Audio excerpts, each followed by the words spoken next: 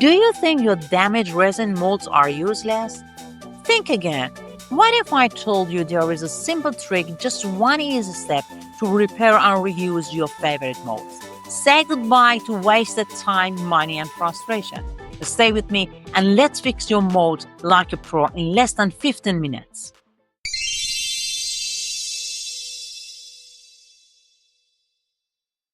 Hello, my friends. Welcome back to my resin tutorial channel, LisinCult. My name is Lida, and today I'm sharing a super easy silicone repair hack that will restore your old or damaged molds like magic. With just one simple yet powerful material, silicone rubber, you can bring your molds back to life effortlessly. This flexible, durable, and heat-resistant substance is perfect for both repairing worn-out molds or creating brand new ones. It captures even the finest details beautifully, making your molds look as good as new. Silicone rubber comes in two main types, each chosen based on what you intended to make. 1 part silicone rubber, single component, and 2 part silicone rubber, dual component. That these 2 part silicone rubbers requires mixing part A and B in a specific ratio. 2 part silicone rubbers comes in different colors and grades, each suited for specific usage. They are great for both repairing molds and creating new ones. For flexible mold, the soft and elastic silicone works best, but more durable and hard silicone is ideal for deep casting. And usually, special code numbers indicate properties like hardness and elasticity, helping you choose the right one. In this tutorial, I'm going to use the second one, 2 part silicone rubbers with more flexibility and a translucent appearance. Let's start it. I have 2 molds here. One is old one. As you can see, it's not shiny anymore. It has lost its shine. And it's my favorite mold because of its crystal edge effect. But unfortunately, nowadays it is out of stock and I cannot reorder it. And another one, it's brand new, but as you can see, the surface is matte and it's not shiny. I thought instead of throw them away, I can give them a chance and bring them back to life and make them shine again. Using silicone rubber for mold repair is super easy. First, clean your mold properly to remove any dust, resin residue, or oil, because a clean surface helps the new silicone stick better. Now we just need to mix silicone rubbers according to the instructions. For 2 part silicone rubber, the 2 components must be mixed in the correct ratio, which is usually 1:1. We can use resin calculator to calculate how much silicone rubbers we need for each mold. According to my resin calculator, for this mold, which is 12 centimeter diameter, with a thickness of 1 millimeter, we need 6 grams of part A and 6 grams of part B.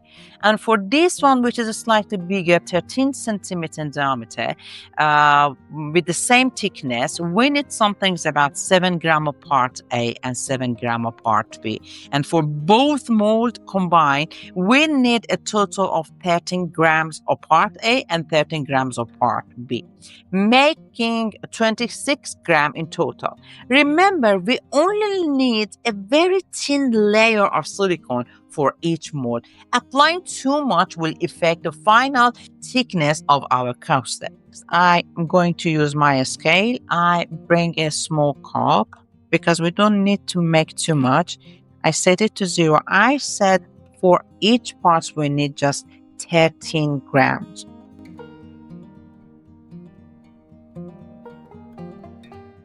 Okay.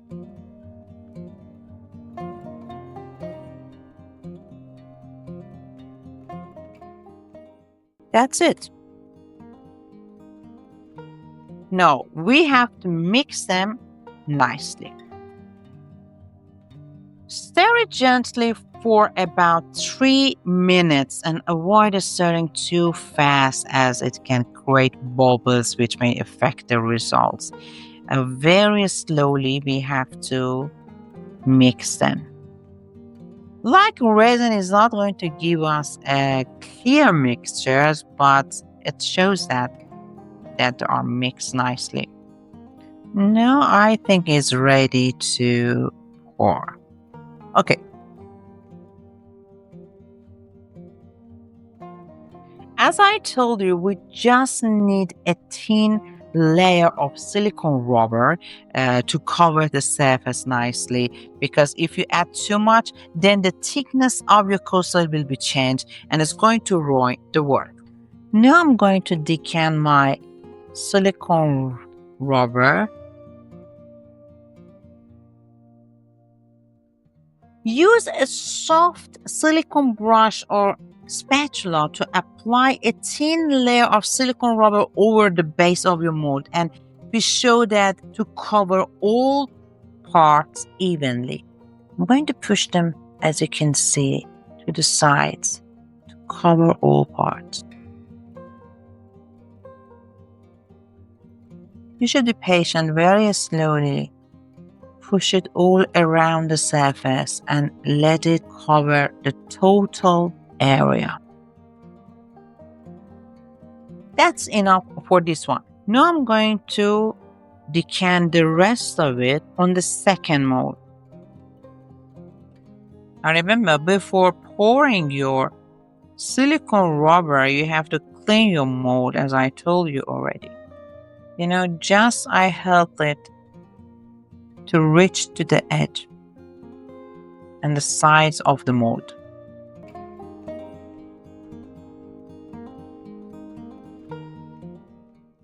As you can see, all parts are covered. Let gravity do its magic. The silicone will naturally settle and fill in any imperfections, making your mold as good as new. Now, we just have to wait for silicone rubber to cure completely. This can take from a few hours to overnight, depends on the type of silicone you are using. There is something important to know. Some silicone rubbers may seem fully cured after a few hours, but when you touch them, they still feel a bit tacky and sticky. But don't worry, it doesn't mean it's ruined. It just needs more time to cure. Give it an extra 2 or 3 days and it will be fully set and lose that tacky feel. For the best result, keep it in a dry, dust-free area and avoid touching it too soon. Just cover it and be patient. Okay, my friends, see you in 48 hours.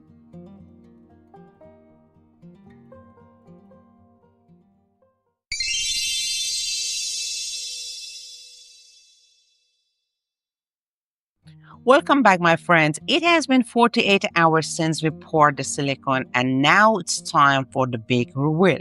But before we check the result, let me quickly go over an important point again. As I mentioned earlier, most silicone rubbers cure within 7 hours to overnight. But sometimes they can remain slightly tacky, and it's best to wait until the tackiness completely disappears, because if you touch or uncover it while it's still tacky, dust particles and tiny hairs can stick to the surface, and this can naturally affect the quality of your mold. That's why I waited a full 2 days before uncovering it. Okay, let's check it.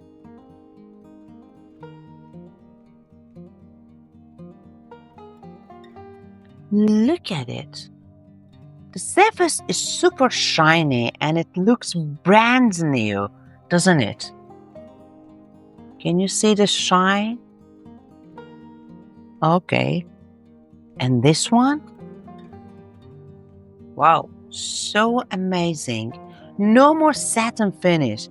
It's now super glossy and it glows. This happens because the thin layer of silicone rubber has filled in damaged areas, restoring the mold's original smooth texture.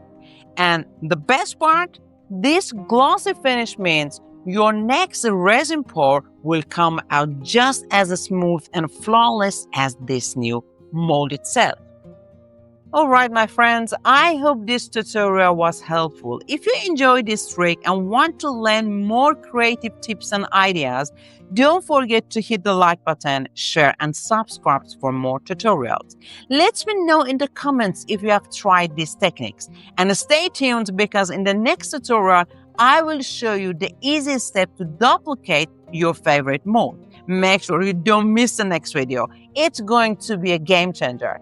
Feel free to share your suggestions, questions, and recommendations, and I would love to hear from you. See you in the next tutorial. Happy creating!